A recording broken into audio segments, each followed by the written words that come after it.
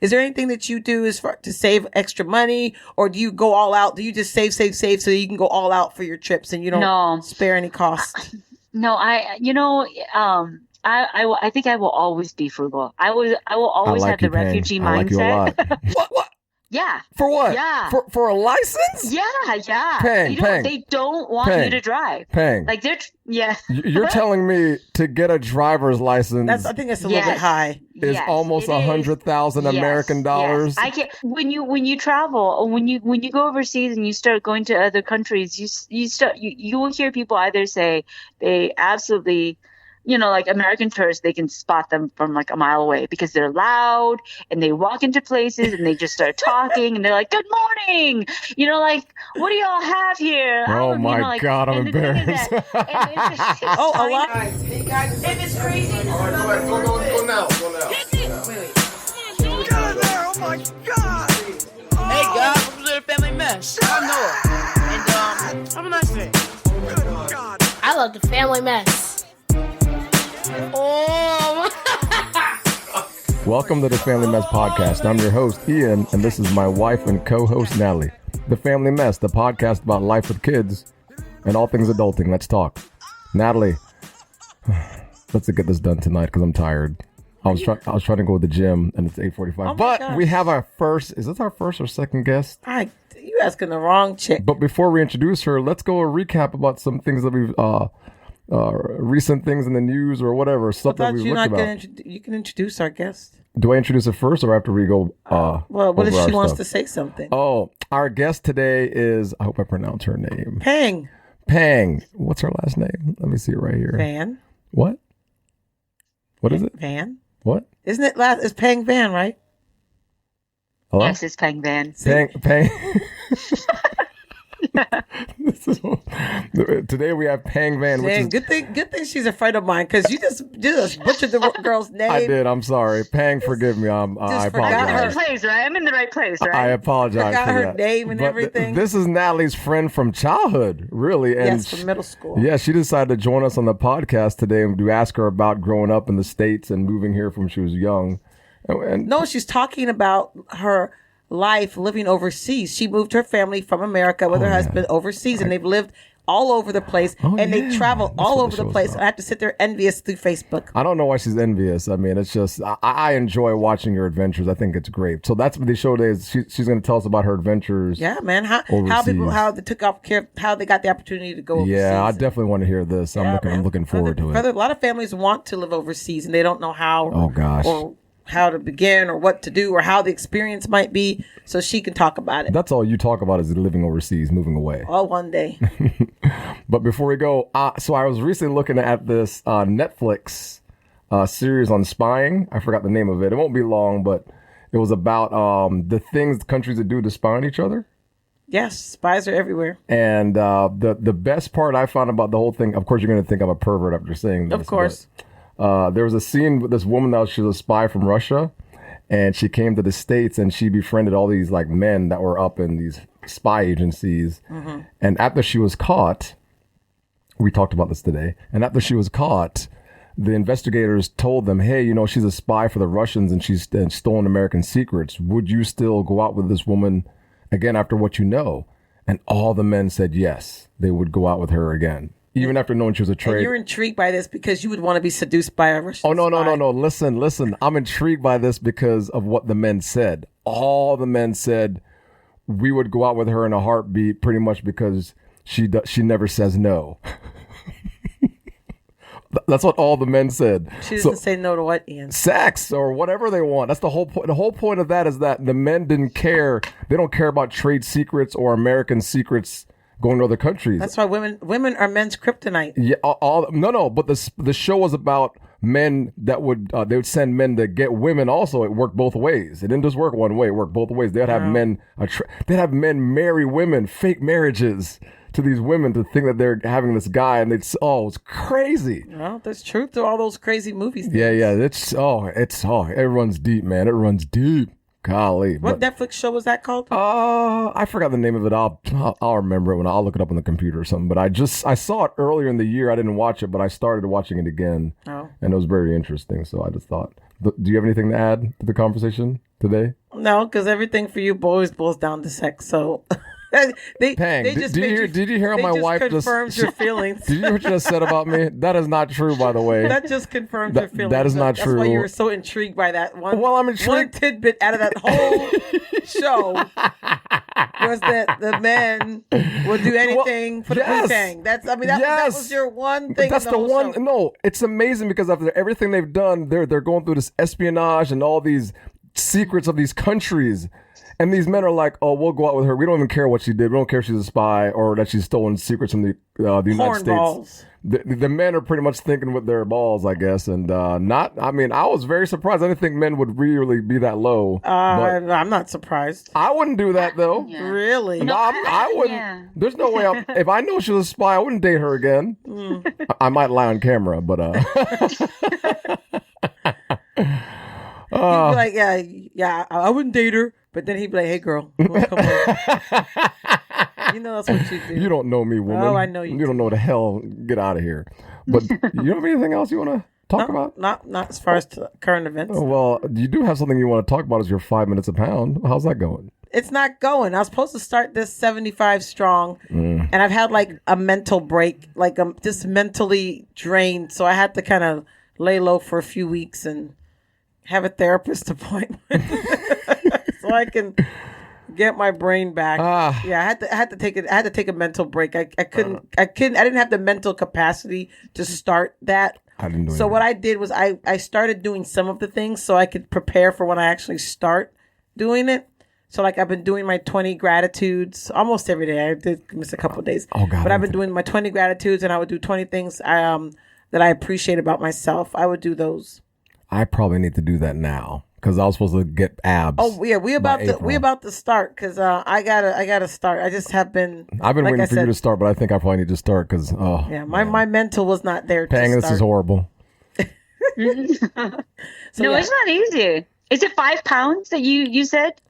Well, it's my 5 minutes of pounds. Yeah. That's our little segment. It's our 5 minutes of pounds. Like I usually talk about my weight loss or attempted weight loss every week, and it's not going well, but. That's why I'm trying to do this 75 strong thing to, kind of give me another, like something, challenge myself. But my mental wasn't there, so I had to wait. But I'm going to get back on it. And Pang, she talks about losing baby weight for the last 12 years. That's what she talks about. Yes, I know. My son's 12. If you want somebody to do it with you, I'll do something with you. See, you want to do? Well, I have a couple of people too. But I have to get them back on the bandwagon. So everybody fell off.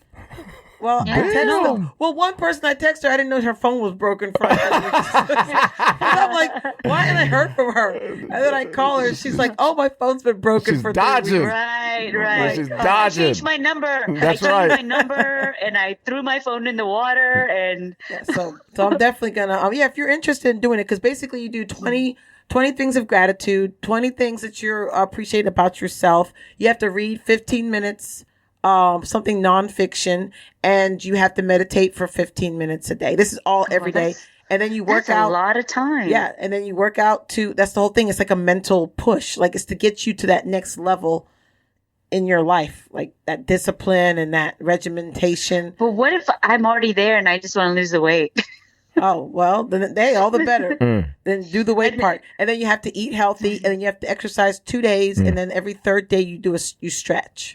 Man, I need to. Yeah, see, I'm too lazy for all that stuff. Oh, you can go walk. I'm just, because if I know that there's that much stuff that I have to do, it feels like a laundry list of things. Right? But it is. But that's the whole point, so though. Then I'm just like, keep it simple. It's the discipline. Say, hey. That's the whole point. You having all these things, and you're pushing yourself, and you're pushing your discipline to accomplish all of these things every day, and still do all your other stuff. That's the whole point. Oh my gosh! Don't you think that we as women and wives and mothers and sisters and friends, don't you think that's enough jobs for us? I do. Natalie's always trying to torture herself. But I'm trying to get myself that next level, with my discipline and stuff. And so, and also like my weight loss and all that kind of thing. So, and I'm trying to change my mindset. Like I've been working on it, and I was just watching a documentary today. Actually, it's called Heal, about how your mind runs your body. Like you can, when people, like some of these people on here had like stage 4 cancers, and they changed that. Like they changed, and part of it was their mindset. Right. They weren't like victims. They had a different mindset and how that mindset can help you to heal. It's like this basically talking about like a placebo effect, how you know, people take the medicines and they think it's helping, but it's really their mind that's making them feel better. Right. So that it's basically, it was a whole documentary. I didn't get to finish watching it, but I watched a little bit of it today. So you did watch something today. See, I asked you earlier, you watched something, you said no. What do you mean? I told you what I watched on Netflix and you're like, oh, I didn't do nothing today. So you did do something today. But I wasn't really watching it. I was doing other stuff, but it was on. So I did like sit and watch about 10 minutes. And I'm like, you know what? This is actually something good that I want to watch. So I had to turn it off because I can't work and do it at the same time. So I had things that I was trying to focus on. So I had to turn it off. But I usually have like the TV on makes for sound in the background. But usually it's something I've already seen. So I'm not really watching it. But that one was a little much. Oh, well. So.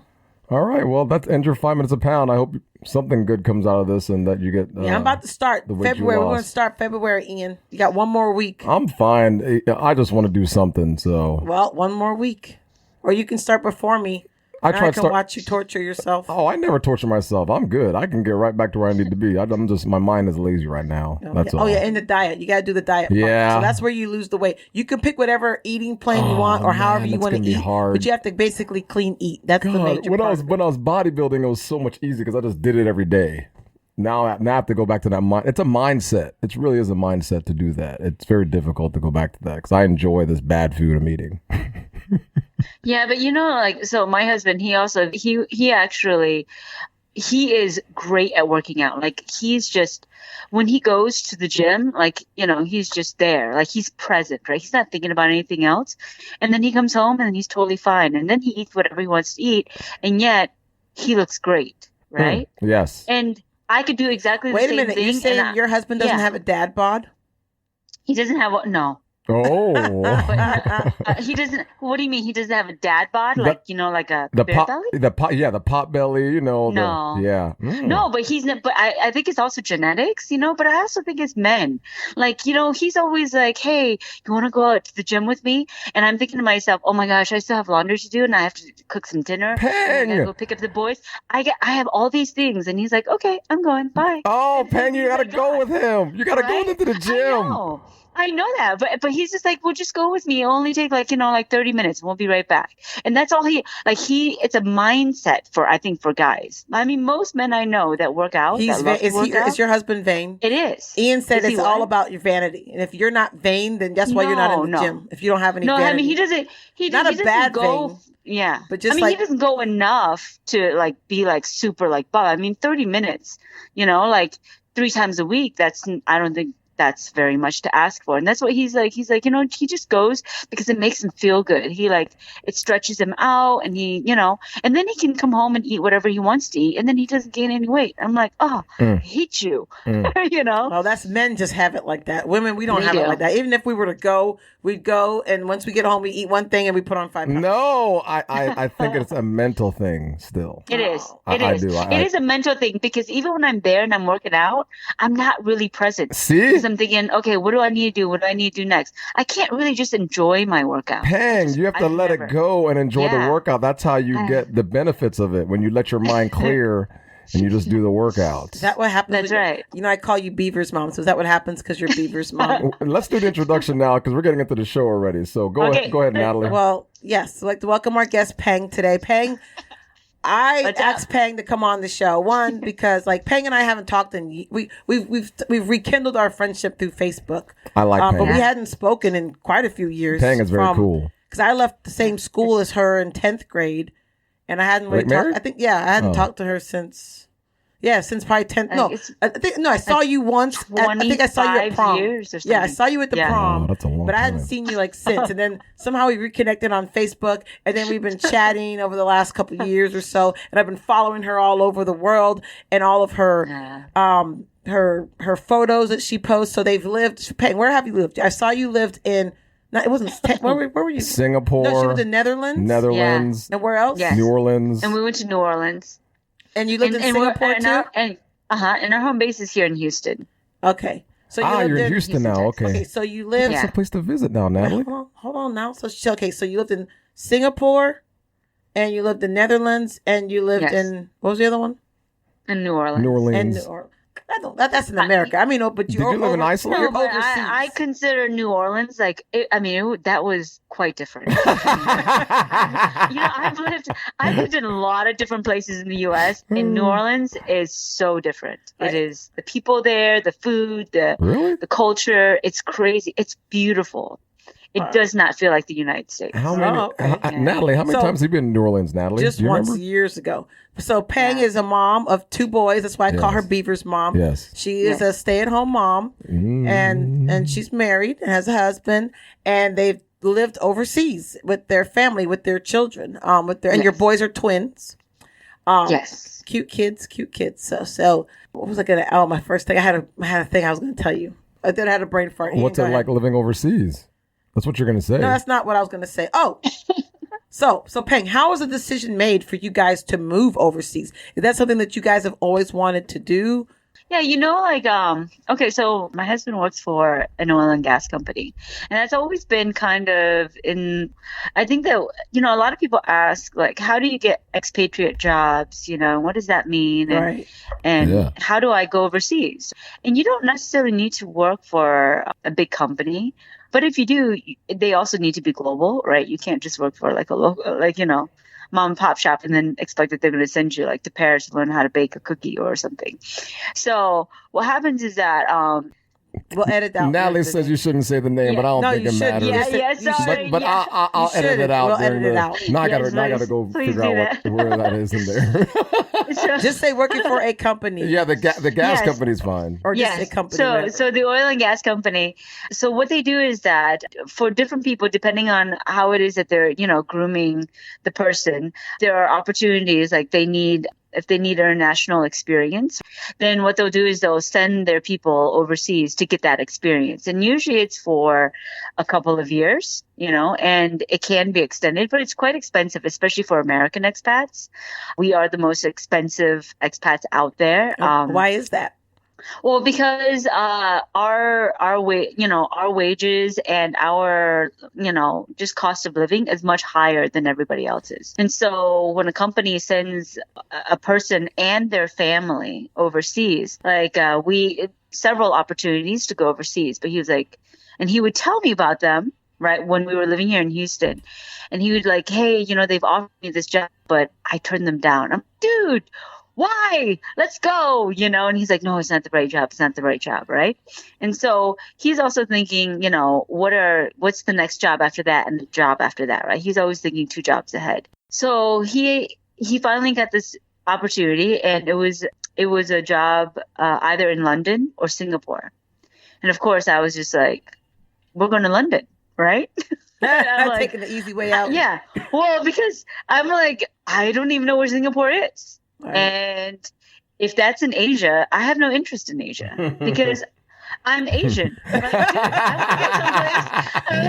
wait a minute, hold on. Come on, Peng, are you serious? You don't want to know anything about your roots or the extended country of where where you're from, the continent. No, I'm just not. I just was never interested in Asia. It's kind of I don't know. It's it's once you've been to McDonald's, you've been to all the McDonald's. That's what I keep thinking, right? And so okay, but where have you traveled to in Asia? Have you traveled to Asia before? Yeah, no. So before Singapore, I'd never been to Asia. And so, of course, that is so crazy, Peng. He knew better than I. And so he was like, let's just try Singapore first. And then we can always go back to London because there's a lot more jobs in London, less jobs in Singapore. And Singapore is one of the countries out there that it's where everybody wants to go. And he just luckily was his first. I've heard good things about Singapore. How's the food? Did you have a housekeeper? Because I've heard it's so cheap there that everyone pretty much has a housekeeper and someone who cleans and takes care of their house for them. Yeah, you can't even. They're not even a housekeeper. They're like second wife. They do everything. Did you have one when you lived there? No. What? No. You didn't get the full experience? No. Well, the thing is that I'm really cheap, right? I'm super frugal. Oh, yeah, we're going to have Peng on talk about money stuff another day. So when we moved there, we looked at the package and he explained everything to me, and I was like, okay, so we can either spend this money or we can save it. So he's like, yeah, like they give you, I mean, it's obscene amount of money because it's so expensive to live in Singapore. Like, for example, when we were there, like a driver's license was $100. How much was that in American? Yeah. Yeah, in the U.S., they just give it to you for free. It's like, what, $5? Yeah. Well, I don't know how much is like 1,000 was in What's Singapore? the exchange rate? Yeah. Oh, the exchange rate is so maybe it was like, I don't know, like US dollars. What? Yeah. For what? Yeah. For a license? Yeah. Peng. They don't want you to drive. Peng. Like yeah. You're telling me to get a driver's license I think it's a little bit high. is almost 100,000 American dollars. Yes. I can, and let alone like, even just like getting a car and getting insurance, like really that So did country, you guys have a car and a car? No. So all the allowance money, everything that they gave us for cost of living there and everything, I pocketed. I was just like, dude, we're saving money. I'm walking everywhere. I'm just going to take the bus. I'm going to take a taxi. I'm going to take the train. I don't care what I take. I'm saving every penny. Right? I like you, Pang. I like you. So once you got, let's just talk about your first stop. So once you got to so it was his job that got you to be able to move overseas. So once you get there, like, how do you move your family? Like, how did you tell your kids? Acclimate? Yeah, and like, how do you get used to the environment of all these new people, all the cars, all the? I know it's a busy city. Where in Singapore were you exactly? Oh, we were on Orchard. We were literally right in Singapore. I mean, Singapore is the city and the country, right? Okay. And so, I mean, we lived right on Orchard Road, which is like, Main Street, USA, right? Wow. It was like right in center. So you're like in the city living. Yeah, I mean, we lived in a high rise, and most people live in high rise. They live in these in flats that are, because the island is very small. Like, it's only, you can drive I think it's only like 28 kilometers across. Like, it's super, super small. So how do you meet people once you got there? Like, how do you get friends and stuff? Because you're like the friend like guru of how to meet friends. Most people, there is, whenever it is that a company is moving you, they usually have other expats that are there. There's also a big expat community, and they're everywhere, even in the city that you're living in. But right? How do you find Orlando, those communities? So for us, we found them through the company. The company actually, they have liaisons there that will help you get acclimated. They help you do all your residency paperwork. They do everything for you, all the government stuff, especially like in Holland, in the Netherlands, everything was in Dutch.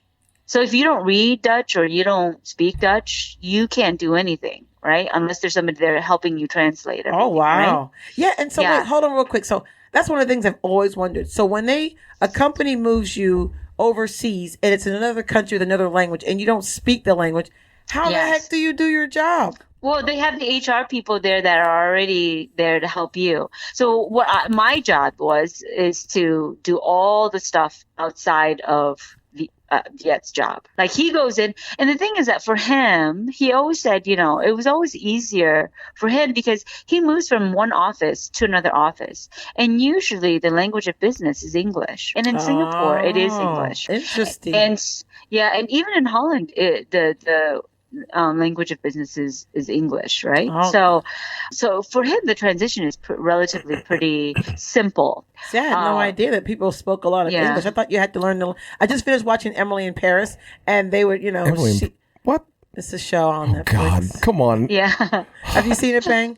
No, I've seen the. Yeah, it's actually pretty good. Previews. Yeah, so she moves to Paris, and of course she doesn't speak English, and they're all like, "Oh, you speak no French," and they hate her because she doesn't speak French, and they yell at her about it. So, well, it just depends on the country that you move to. I mean, some countries like Germany, we've had expat friends that moved to Germany, and they will not speak English. They want you to learn German, and so they give you like 6 months, like hardcore, like crash course of German. Wow. Yeah. And so it kind of depends, but like in China, you will have to speak some Chinese. Oh yeah, I can imagine in China. They ain't messing. They ain't messing around. They don't want that Western stuff up in there. Yes. But unless you're working, and the thing is that with expats, with expatriates, they are all kinds. So it's not just necessarily a company. So like Natalie, you were saying, how do you get over there? It's not always a company. Like you can be a teacher. Like we've got a good friend. And can I say her name? I don't know. Well, it depends if she wants you to say her name. Yeah, we had a friend too that she did teaching in. Yeah. She did it in Colombia, like in the country. Do they need engineers? In Colombia, she did. They just need teachers, like in general, to teach English. Yeah. So she taught in Colombia, and I forgot where else she may have went. I think in Thailand. In Thailand, she was a teacher. So yeah, I know a lot of people do the teaching thing. Yeah, if you're a teacher, I mean, it is not easy, but it is there are a lot of opportunities for English-speaking teachers. It doesn't have to be English. I mean, like you don't have to teach English. You can teach math, science, whatever.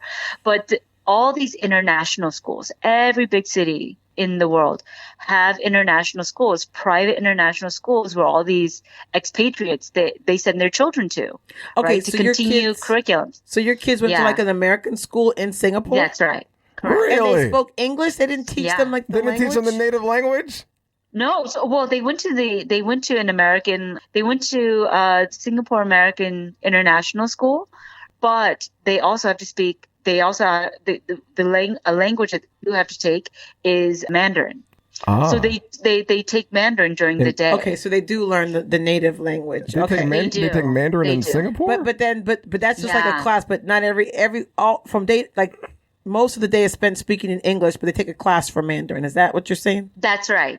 So you've got a lot of and they're not just Americans. They're like British and they're Australians and anybody who speaks English. Like, lots of people and lots of teachers who just speak English, even if they're not, from English speaking countries. Because sorry, Peng, we had a little technical issue. We lost you for a second there, Peng. Go ahead. Oh yeah. No, sorry about that. Yeah, so my boys, they started speaking with a very, with a British accent. They started speaking with with an Australian accent, and they would speak with, a Chinese accent. It was very strange. Oh wow, right? that is interesting. Yeah, but it was very cool. I mean, because that's their environment every day. And they were young, so they pick up everything. And in their classes, they had kids from all over the world, and so it was just a very unique opportunity for them to always be around things that changed, and for them, it's normal. How did you make friends over there? That's a really good question. So going back to being an expat. There are some people who really enjoy the challenge of being in a different country. And then there are some people who just absolutely hate it. Really? Yeah, I mean, people are people. Everyone's going to be a little God, I would love to do something different. You think you would at first. Yeah. It's a little it could be overwhelming. It is overwhelming because especially if you're so we call them like I was a trailing spouse, right? So that means that I may or may not necessarily even be able to work in the country that we're in, only because they want to reserve those jobs for the locals, right? Correct. So it's not fair that you bring in all these other people and they've got all the jobs. And so I was not able to work in Singapore. So there's, I met people who landed in Singapore and they left Singapore before even their stuff, the ship that was bringing the container of their stuff landed. And they were like, dude, why did they hate it? Why did they hate it so bad? They didn't even give it a chance. But why they didn't? But what made them not like it? I think it's because the cost of living is so high, or maybe they didn't like the food. I mean, food is a really big thing for people. Like, I didn't realize this until we started moving overseas and traveling. People just like if you can't find your like, especially Americans, and I hate to say this, definitely Americans. Are the worst. Yeah, I agree with that. I mean, everywhere's got to have a hamburger or something. Pizza, pizza, fries, like just like. And the pizzas have to look like pizza. They can't be just, I mean, like if you go to Italy, pizza doesn't look like pizza. No, it doesn't. So it's very, it's different. And so with all these different changes, and especially making friends, I mean, usually it's women who are trailing spouses. And so it's great because you've got almost like a built-in community of women who are experiencing exactly the same things you're going through. And so they're super welcoming. And so once you plug into the expat community, you've got this whole slew of like friends. and it's just, and they're all there, and they're all like, just come, like all the ladies are going to brunch and whatever and whatnot, because nobody can work, right? And so all the kids are in school, and everybody has a helper. That's what they call them in Singapore, which is a live-in woman usually that takes care of everything. She cooks, she cleans, she watches the kids, she accepts the packages, she does everything. She does all the shopping. And so the wives are very free to kind of do what they want to do, right?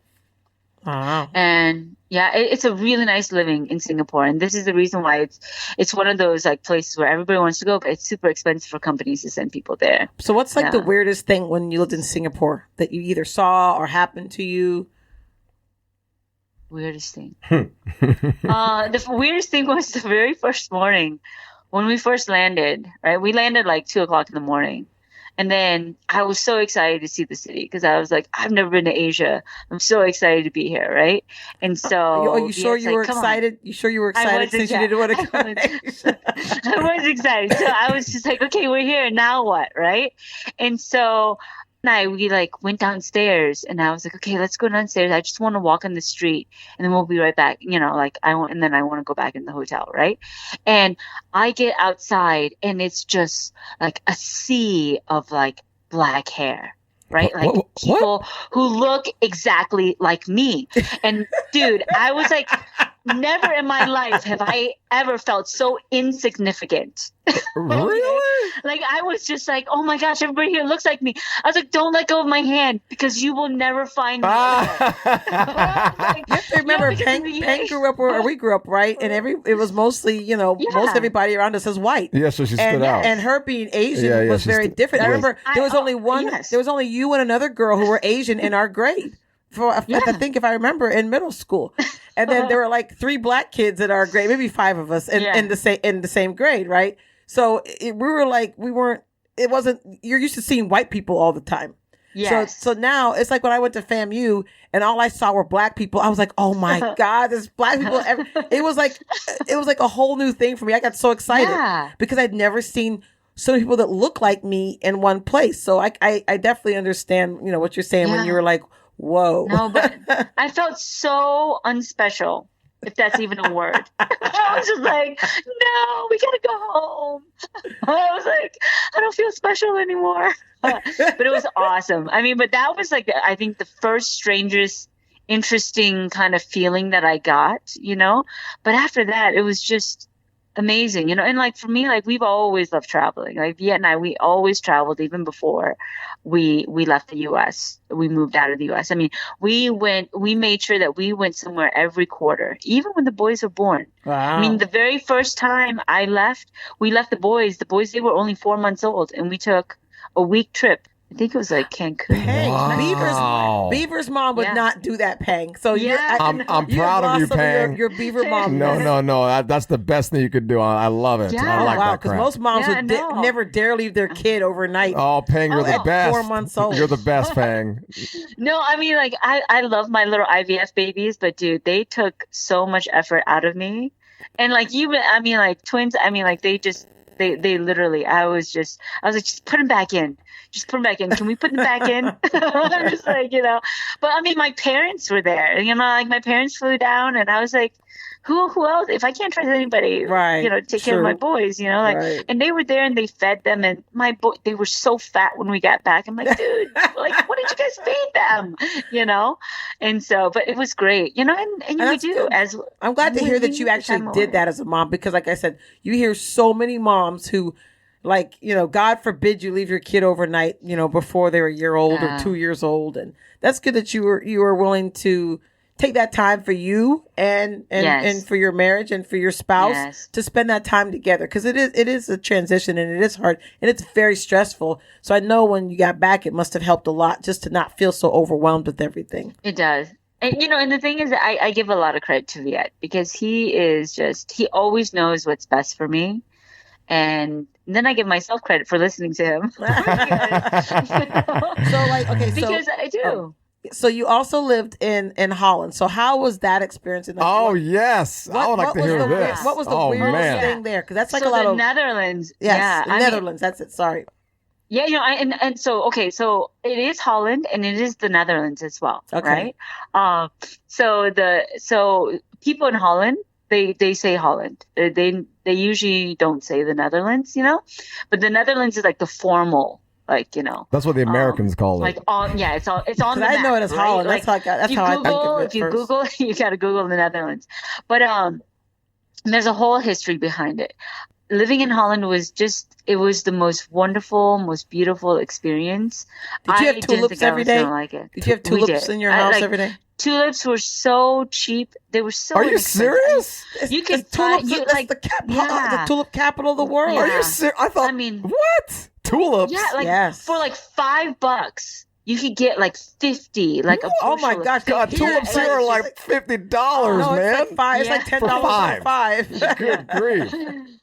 Oh, man, wow. it was wonderful. Yeah, I got flowers all the time. Dia always bought me flowers. It was just And wonderful. did your kids went to the same kind of like the expat school in Holland too? They did. They went to the American school there as well. Are the Yes, people there they really did. nice? Are they nice paying, like in Holland, the overall population? Okay, so here's the thing. There's a lot of people who move to Holland and they say, I don't know why people in Holland, they're very honest, right? They're like and most of them speak English, which is also quite brilliant for if you're going to have a place to expat out to, right? The Netherlands is another great place to go. But what was the question? Are the people nice in Holland? Oh yeah, are the people nice? Okay, so they're very straightforward. Okay, they don't beat around the bush. They're not very, they're not going to always say, "Oh, good morning," or and all that good stuff. They literally, you just walk up and they're like, "What do you have?" Right? Like that's it. Like there's no like so And no small talk. No small talk. And so I always said, they're like the European version of Asians. Like literally they are the white Asian. Like because if you speak like, and that's how people felt about Asia, is that whether you go to China or Singapore or anywhere you go, maybe not Thailand, because Thailand, they're all very sweet and sugary there, but almost everywhere else, people are not like, they're like, dude, this is business, friendly, right? right? Like, come on, right? I wonder why that is. That's just the culture. It's just the culture, and it's just not like it's not built into us, like to always have nice things to say.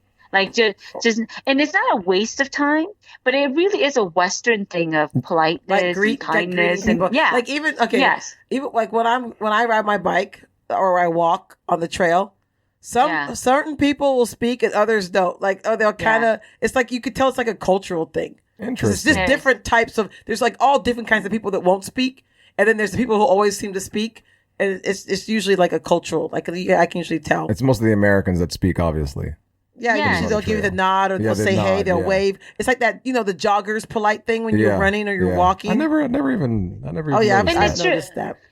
When you travel or when you go overseas and you start going to other countries, you will hear people either say they absolutely, like American tourists, they can spot them from like a mile away because they're loud and they walk into places and they just start talking and they're like, "Good morning," like, "What do y'all have here?" Oh my God, I'm embarrassed. A lot of that's why a lot of people don't. I hate to say, it, but a lot of people don't like Americans. Really? Tourists. They don't because they don't respect the cultures where they're going. They expect everything to be like America, and they want what America has, even though they're not in America. They don't want to say, they don't want to assimilate. I think we had a conversation about they were watching like House Hunters. These people, Pang, these Americans that move overseas and they try to buy a house and they ask a realtor, "We need a big house." They go find a house.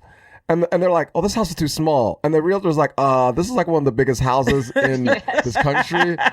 But, Americans, everything's big for them. When they go to these other countries, they think other countries should be like them. Right. Instead of just saying, "Okay, I can have a little fridge. If that's what they do here, I'm going to have a little fridge." But they want the big fridge because that's what they're used to seeing, the big fridge.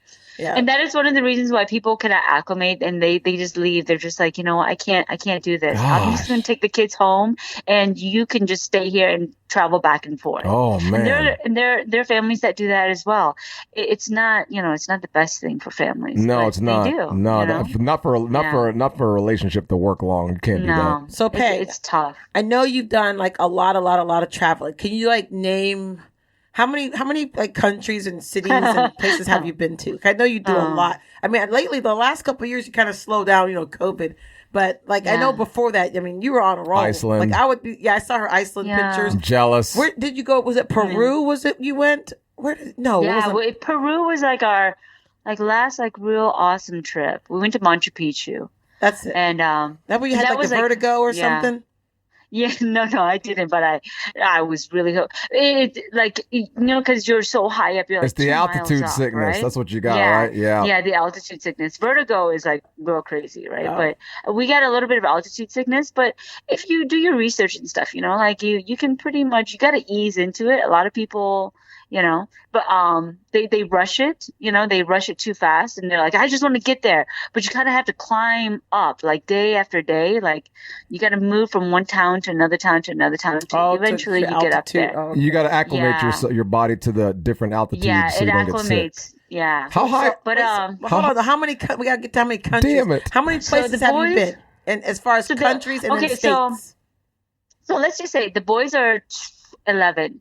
The boys are 11 years old and they've been to 45 countries. Oh, 45! Yeah. We've only been to none. That's what I'm saying. Oh, I'm saying, Peng, you traveling, man. We've not done a damn thing in our lives, man. See what I'm talking about, Natalie? So Peng, how do you afford? I know you're super frugal. Are there any tips and tricks that you use for when you're traveling with your family, since you have a family of 4, that you use? Hold on, a little technical glitch. Something's wrong with one of our cables. All right. Is there anything that you do to save extra money, or do you go all out? Do you just save so that you can go all out for your trips and you don't spare any cost? No, I think I will always be frugal. I will always have the refugee mindset. No, I have the money mindset. I'm spending. Yeah, Natalie be killing people. I like a little luxury. I definitely luxury. I do. God. I am not that bad. Oh God. Well, the thing is that so Viet, when he travels, he likes to be on holiday. Like he's like, I'm on vacation. I want to be on vacation, right?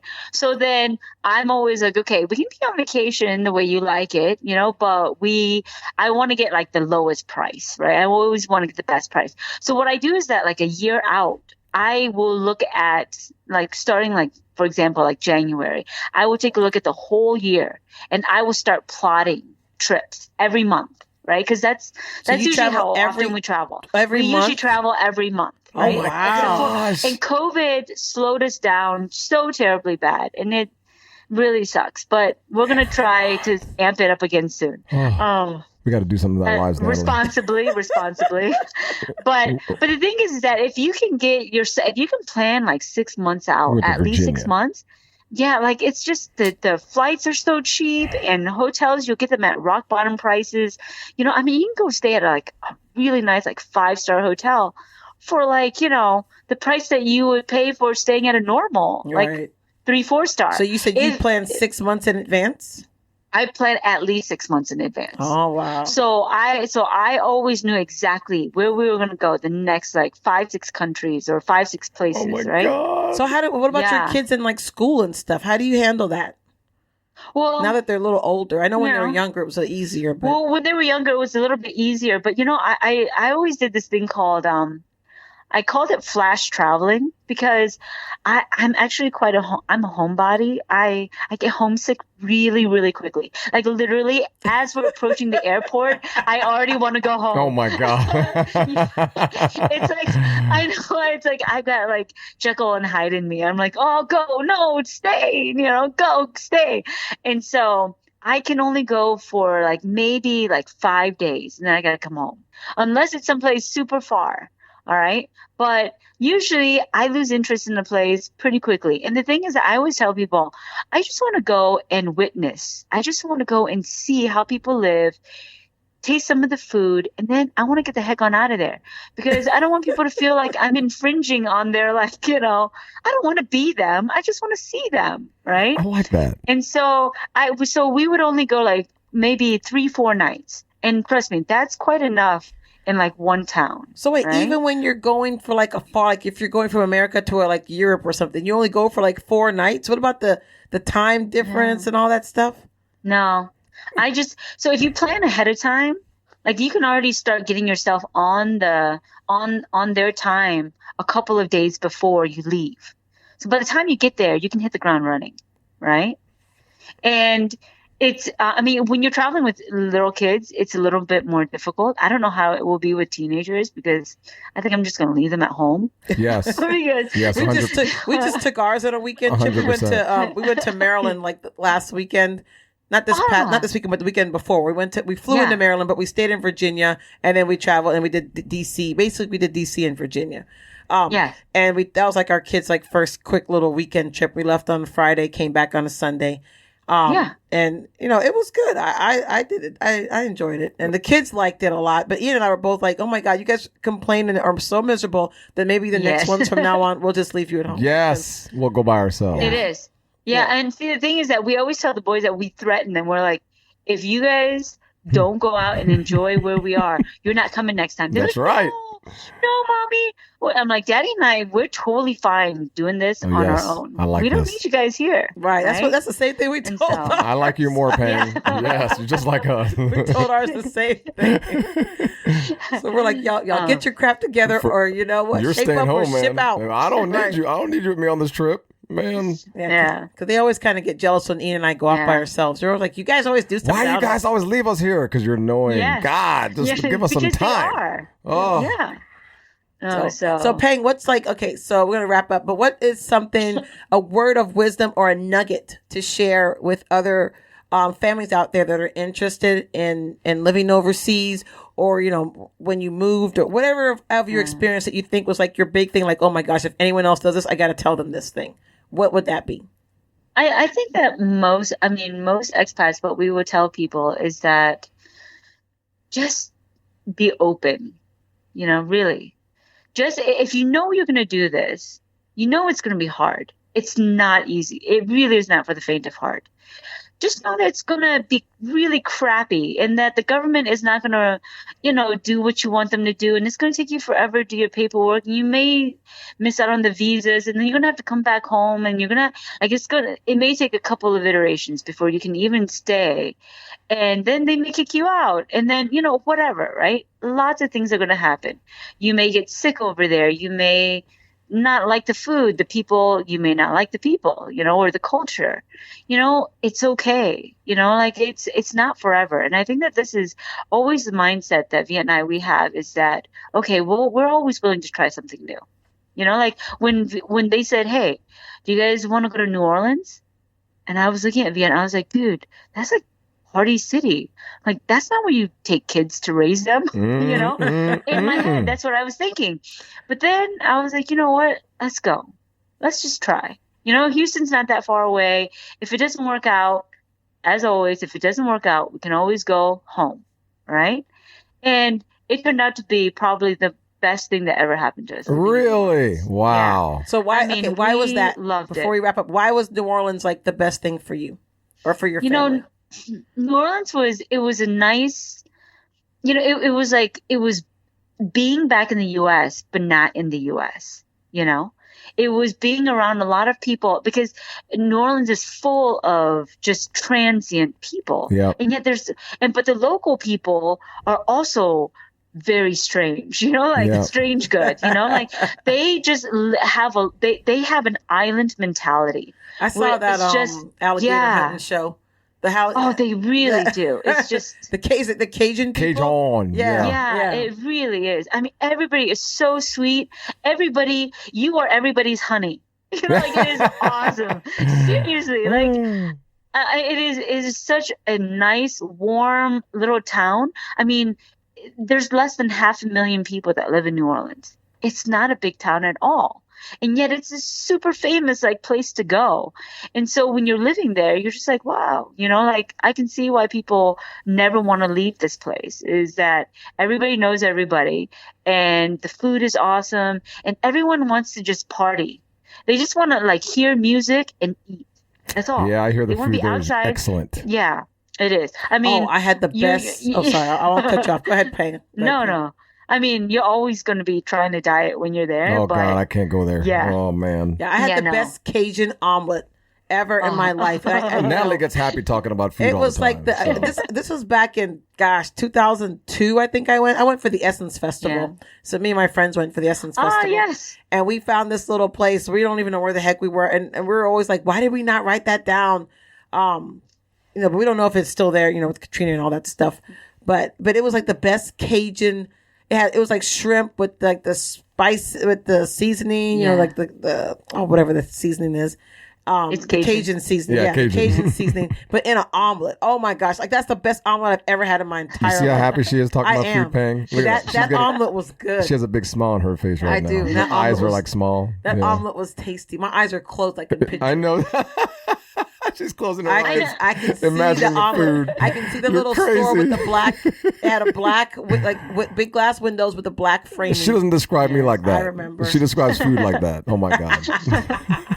Well, I know you guys always talk about traveling and traveling more, on your previous podcasts. And the thing is that, we always tell people, if you don't plan it, you're never going to go. So what you do is that you just pick a place and just say, we're going to go like June 4th through the 12th. We're going to be here, and just book it. And you just plan towards it. And you're like, well, what if we have work? What if somebody is sick? What if? Well, if it is, then by that time you can always change it and move it. Right. But most of the time it's not. Nothing's going to happen. You're going to go on that trip. And that's the thing, is that just put it on the calendar and plan towards it. Yeah, that's all we did. Like Yeah, what that's a I good did was idea. For our trip that we took a couple weekends ago was I just went Yeah. on, I think, kayak. And then also someone told me about Sky Scanner, I think it is. But I just I didn't know where I wanted to go. Like I put my originating airport, and then my destination was I don't know. And then I just found whatever had the cheapest flights. So we went for under $100 each. We had backpacks, literally. Yeah. We traveled. We only had backpacks. Yes. Backpacks and a jacket. That's all we had for the weekend. We had no check on because we flew Spirit, and then they charge you Yes. it'll be like $100 extra for the for a round trip for one carry on. So I'm like everyone's backpacking. So we were able to backpack, and we had all that we needed. We packed light, but we had all that we needed, and that's pretty much how we decided to go to Maryland. That was like the cheapest ticket. It was like $90 for each of us. That's awesome. Yeah, and that's why we ended up going there.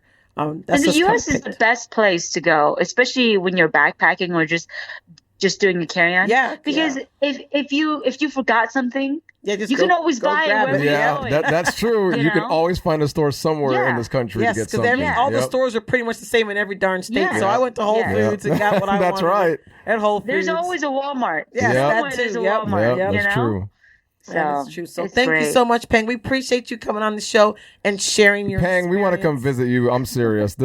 I'm so happy right now. This is You guys need to come down here as fast as you can get down here. If not, I'll meet you somewhere. Hey. I'll meet you anywhere. Hey Pang, I took a business trip out to West Texas like a week ago out there. It was about 4 or 5 hours from Houston where I was Yeah, at. that's- but- He went to Yeah. Odessa, then flew into Odessa, then went to somewhere else. So. Odessa, then Oh my God. West Texas, then towards Yeah. Dallas a little bit, but look at some windmills. But yeah, man, me and Natalie, we got to go visit her sometime. Whenever you guys are in No, Houston, you're not allowed to meet Peng because Ian's a friend. I am not a Peng, friend stealer. Ian's a friend stealer, so Pang, I don't want just- him to meet you. 'Cause Natalie, he's gonna try to Pang, steal just you. tell Natalie that I'm cool. That's all. Just He's tell gonna her. try to steal you as my. I'm not gonna steal her just because your friends like me and they think I'm cooler than you. Don't be hating, man. You'll always be my number one, Natalie. That's what they say, and then they start talking to Ian all the time. That's See? right. He's a 'cause friend stealer. I'm a cool You dude. may be a close number two. but you'll I'm a always be cool my dude. number one. That's right. That's right. That's Well, cool, we man. appreciate you, Peng. Thanks so much for coming on the show. Thank you, guys. Pang. If you guys want to All right. listen to our podcast, please subscribe and like, and you can listen to us on all the streaming platforms: iHeartRadio, Google Podcasts, iTunes, Spreaker. God, what's the other one? Spreaker, Spotify. Please like and subscribe again, and join us as we say bye, Pang. Bye, Peng. Thank you. See you later. You didn't know that Come on, man. You can't. Did you hear that? That was nasty.